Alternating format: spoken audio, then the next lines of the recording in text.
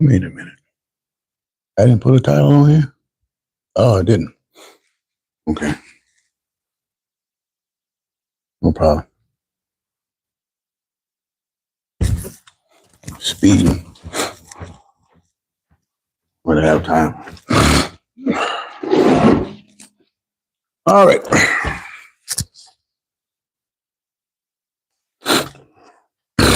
All right, this is Sports for Real with Coach Hall with another morning sports bite. I'm going to start out like this. Not a whole lot going on right now I need to wrap about, plus I'm a little short on time, so we're going to make this a real sports bite. The other day, the whole sports world, especially the basketball world, were all the buzz about how Luka Doncic was going to destroy his old team, the Mavericks, the first time they matched up against each other. This first matchup took place in L.A., and the stage was set for this guy to have a dynamic performance. However, it didn't quite turn out like a lot of people thought. Normally, when a player plays his old team the first time, he normally has a great game because it's fueled by emotion. And a lot of people were predicting that Doncic would score 40, 50 plus points. I listened to all of that, and I had a different opinion. I didn't think he would get no more than 25. And the reason why I say that, not because I didn't think that he could drop a lot of points on his former team, is because a lot of factors play into these kind of things. Hysteria has actually took hold in this particular situation.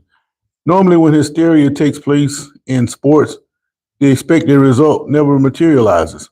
For instance, you go back to Super Bowl 42 when the Patriots were undefeated, and all they had to do was get by the Giants, and they would have been the first team since the 72 Dolphins to run a whole NFL season undefeated, which is deemed now to be impossible. Well, they didn't quite get there because the Giants, they came to play. How you doing, JC? The Giants came to play. And hysteria took hold again when the Chiefs were expected to beat the Eagles for a three-peat. Everybody forgot about the Eagles. They were talking about what's going to happen when the Chiefs three-peat. Okay, that didn't happen. So here we are again. Doncic, they expected him to score 50-plus points, 40-plus points. Didn't materialize. He only got 19 points. Now, like I said, is he capable of scoring a lot of points against the Mavericks? I think he is. And I think he's going to get a high number when he plays in Dallas for the first time. But this first matchup, you know that the Mavericks are going to be waiting on him also. They didn't have Anthony Davis. So they had to galvanize to get ready for what Doncic may had to present to him. So now that he has an idea about how the Mavericks will play him, when he comes back the next time, he's going to have a much better performance. But this time, with the emotions and the hysteria tied in, I just didn't think he was going to get no more than 25. And sure enough, all he got was 19. Now, a backstory to this. You know, I watch podcasts and I watch certain people, and sometimes I'll turn it on like you guys and see somebody live. Well, let me check this out. Well, I like old Michael Irvin, so when I saw him live, it's the first time I ever caught him live, I just listened to what he was saying. And he was one of the ones who was saying that Doncic would score a whole lot of points. He said that he was going to actually score like 40 plus. And he was going on and on about it, like sports figures do. And that's the expected result that he was getting. Now, his particular situation, he was in LA and he was doing a pregame meal of sorts at this Korean restaurant. And while he was live, he was telling about the situation. And I actually put a link in the chat if you want to go back and look at the entire video. So as he was doing his predictions about the game, the comments are going. So I typed my own comments in. I said, I don't think he would get 25. Well, I got off the live and didn't think nothing else about it. But I went back and looked at the rest of it later to see what else he might have had to say. And right before he got off, he saw my comment and responded to it. He tells me I need to get for real. Okay. When you find out what happened, it was 19 instead of 50 plus. Hell, even I got it wrong. I thought he would get no more than 25, so I guess you could say I was right. But I thought it was great that he responded to my comment and he was also complimentary after that. And I don't have nothing but respect for the guy, and for him to get complimentary with me like that, just based on a counter viewpoint that he had, I can't do nothing but appreciate and respect that. But listen to him; he makes a whole lot of sense, especially about these modern athletes. So if you're interested in hearing what Irvin has to say about certain things, like I said, I put the link in the chat for this particular video, and it comes in at the very end, like 29 and a half minutes, when he made the comment about me getting real. Well, I am real, and Doncic, all he got was 19 points. I think the next time he plays against the Mavericks, he will do a lot better than what he did the first time. But with the emotions involved and the fact that he's coming out now that he didn't get much sleep, and it's just everything was working against him, I thought, and I didn't think that he would do so well, which also goes back to that betting line thing I was telling you about. Everybody's expecting, and then when it don't come through, somebody made a whole lot of money on somebody else's hysteria, and that's normally the way it works. Now, speaking of basketball, last night Portland played at Washington, and Portland's playing some decent basketball, but they got this young dude on there, Shaden Sharp. They got a steal, and I can't remember if they fed it to him or if it was he that got the steal, but I think the dude got the steal and fed it to him, and he went up to dunk, and another dude was under him, and he got those long arms. He kind of like reached way back, and the dude missed and ended up dunking on him. That was a very spectacular play. How he knew he was that close enough to do that, I don't know. But if he missed or was off a little bit, he could have got himself hurt on that. But just so happened, that was a very spectacular dunk that he put on. I don't have a link in the chat for it, but look up Shaden Sharp, that dunk he had last night. It's all over the internet and social media, wherever you can find it. And that was a great play by Sharp. It's the wow factor part of basketball. Those guys are freakish and athletic. And if you're interested in that kind of stuff, even for the short term, that might be worth watching. But going back to Doncic, one thing that he did do in that game against the Mavericks, he scored a triple-double. He had 19 points, 15 rebounds, and 12 assists.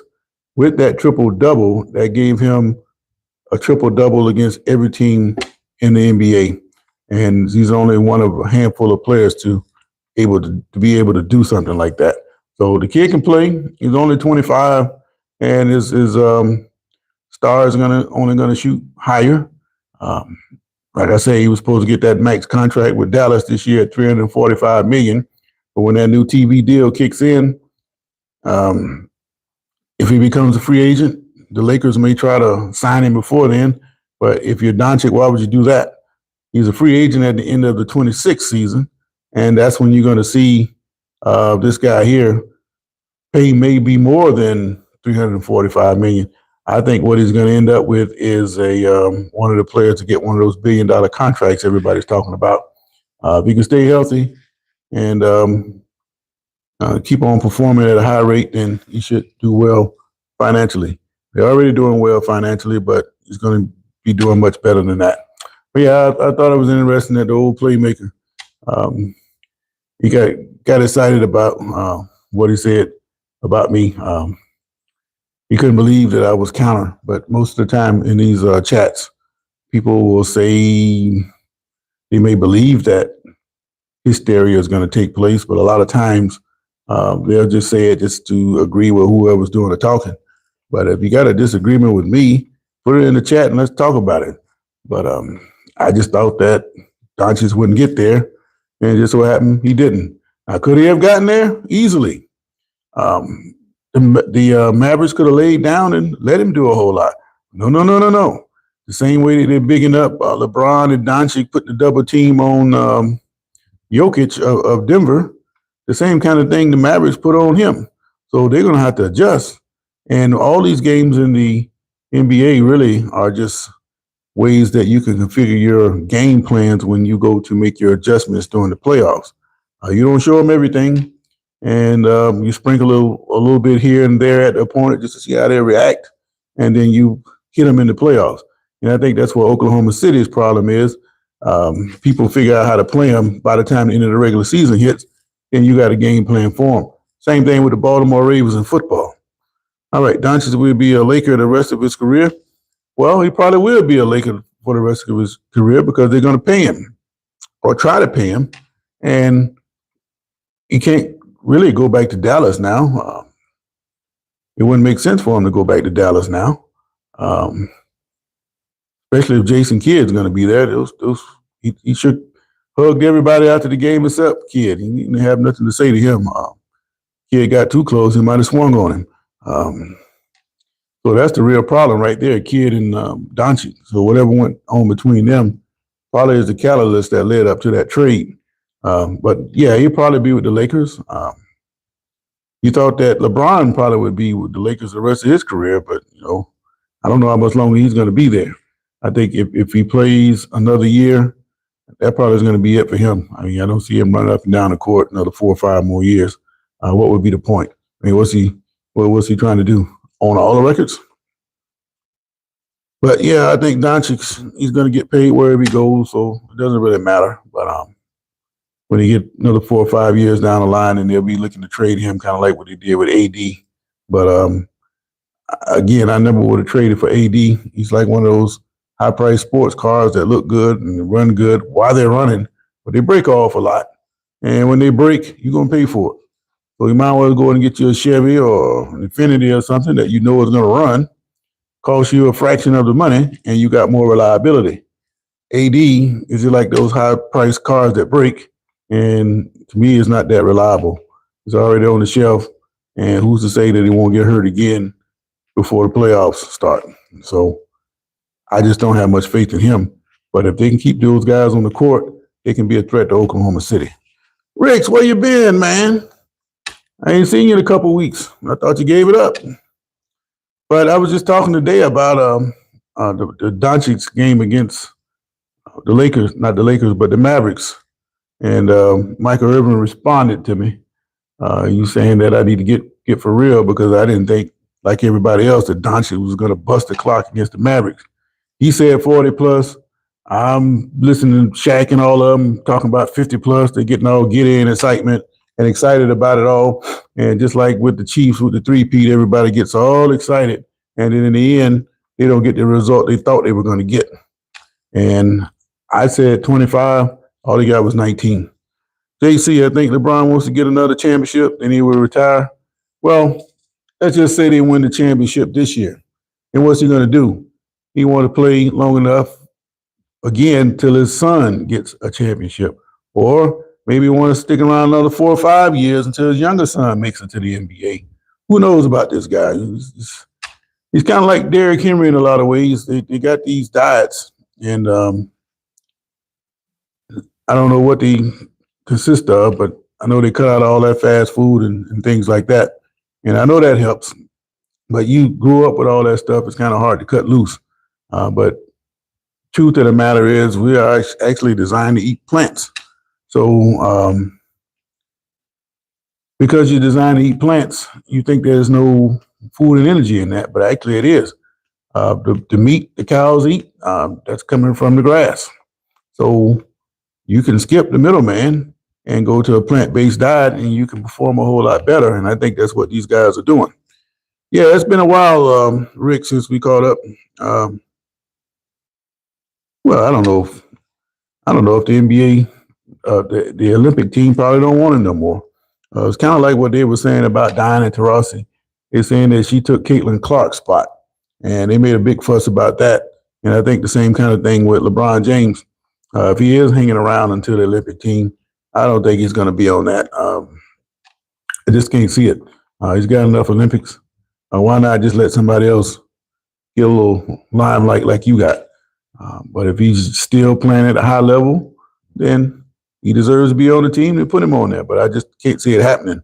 But Taurasi, I don't think she took Caitlin Clark's glory. I think Taurasi is like LeBron, is the poster child of the ladies' basketball because she's got more points in the WNBA. She's got 3 championships. She's got 3 NCAA championships. I mean, what hasn't she done? just like LeBron. What hasn't he done? But I think after a certain period of time, I think you should step aside and let somebody else get those experiences. And I think that's what's going to happen. But another year or two, expect LeBron to be out of here, man. But that's just my thoughts. A lot going on in the NFL. You know, they got the combine going on. Deion's son, he's not going to throw at the combine. He's focusing on the interview process. And the word I'm hearing, they're kind of thinking that the Giants might take him. But I'm not quite so sure on that. I'm thinking Cam Ward's going to be the first quarterback off the board, probably after Travis Hunter goes first overall.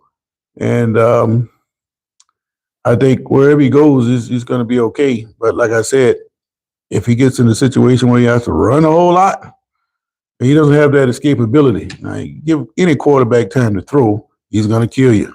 And I think that I think that he'll go somewhere where they can put him in an offense that he can be successful. But you're going to have to protect him. And with the Eagles now showing you again how old football actually works, where you got that front four getting out to the quarterback, a lot of teams are going to copy that. So if he can't escape in college, I don't know how you're going to escape in the pros.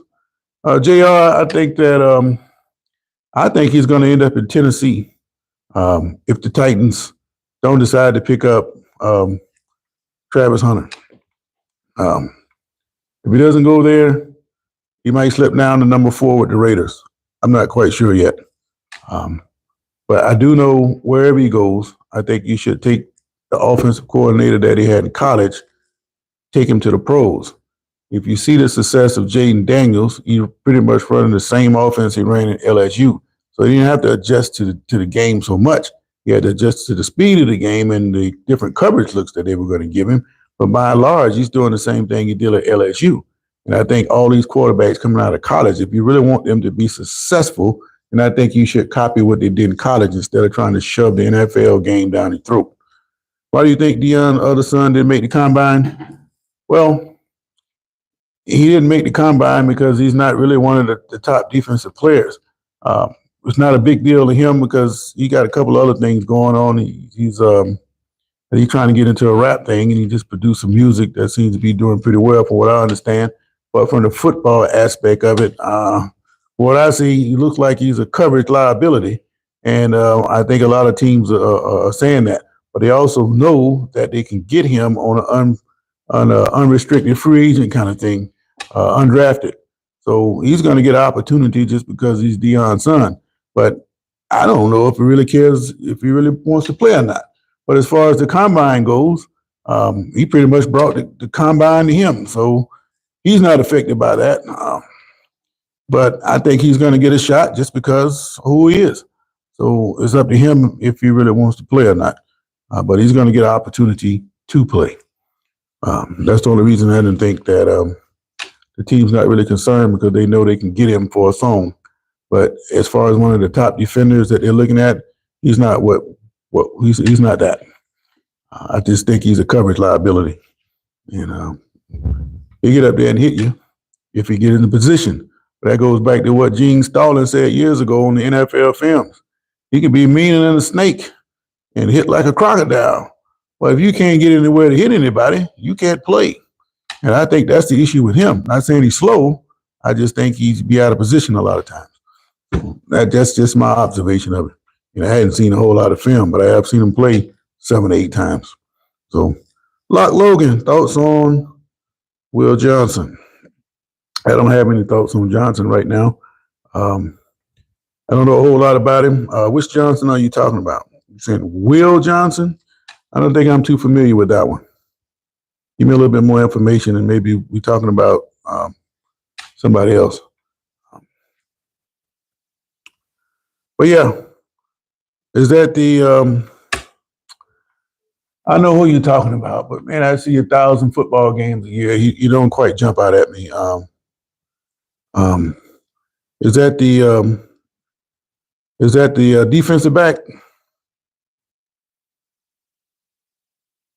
That's the guy that ran the interception back against USC. Yeah, if that's who you're talking about, yeah, he's a pretty good player. I think the NFL needs good cover guys, and as long as he's got that speed, he can be able to compete. But the only thing about I don't know. No, not, it wasn't him. It was Carter. The guy has a foot problem. They might have to have surgery, and that might affect his draft status. I just saw that this morning. But yeah, that anytime you're a good corner and you make picks against star teams like that, then you're going to get an opportunity. So it's just a matter of him continuing his good play once he get to the training camp. So he's going to be fine. All right. So I'm going to have to wrap this up. Got to do a little testing this morning, so I got to be a little bit more diligent today. But I just wanted to come on and talk about the response I got from Michael Irvin telling me about he telling me to get for real, man. That was his initial response. It wasn't being negative or nothing, but that was just his response. And I didn't think Doncic would get 25, and he actually got 19, so it worked out just like I thought it was. Aaron Rodgers to the Rams. What are they going to have to go and get? They got to figure out what they're going to do with Stafford, and he wants $50 million. I'm not quite sure if the Rams want to pay that or not. I lost the signal for a second. But yeah, I got to run out of here. I got to go take care of some information. But I appreciate you guys chiming in with me. And if you're interested in seeing that video with Michael Irvin, giving his thoughts about what was going to happen against the Mavericks that night, his comment to me is at the very end, like 29 and a half minutes in. That's when he started reading my comments. He just happened to see it right before he got off. And I put a short out on it just to put it out there. But I thought it was interesting. But yeah, JR, Aaron Rodgers to the Rams, that would be interesting, but I think somehow they're going to find a way to bring Stafford back. So, well, anyway, I appreciate you guys chiming in with me, and be back on when I get some fresh content. If not, I'll be back on for another Sports Bite in the morning. So until the next time, enjoy your day, and I'll be back with you on the other side. But I got to go to work, so I'm out. Peace.